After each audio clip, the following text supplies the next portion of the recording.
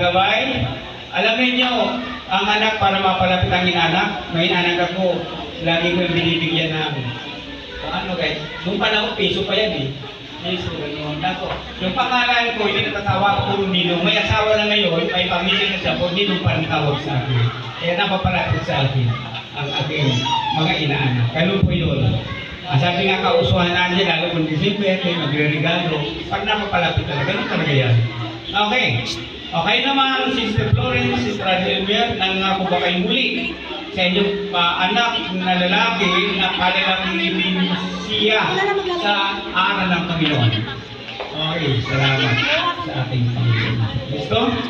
At pinapaglalangin ko po kayo. Panginoon Diyos, narito yung mga ninang-ninong patuloy mong pagpalain mo, Lord, na ang kanilang pag-oo ay matupad sa buhay po nila. Maging gabay po sila sa paglaki ni Joshua Panginoon. Sa Joshua Panginoon. Salamat po. At doon din po amang banal, si Elmer, si Florence, kapalain mo rin po ng mga anak po nila, ang bilang isang magulang, ang pagtuturo, pagpapalaki sa kanilang anak, ayon sa kalooban mo. Sa ngalan ni Jesus. Amen. Okay? Tawagan mo muna. Pagkatungan ko muna sa kamay.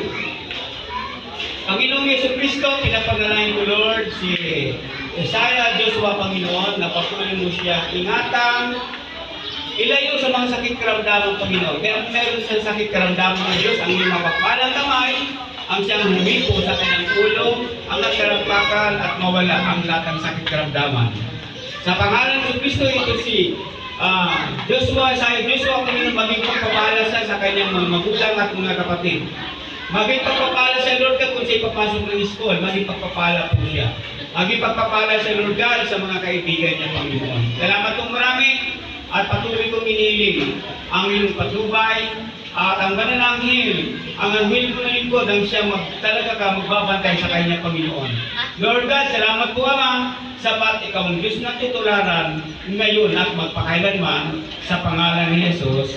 Amen. Ako ninyo ang inyong mga kamay, ginagiyong. Lord, hallelujah God. Ako hallelujah.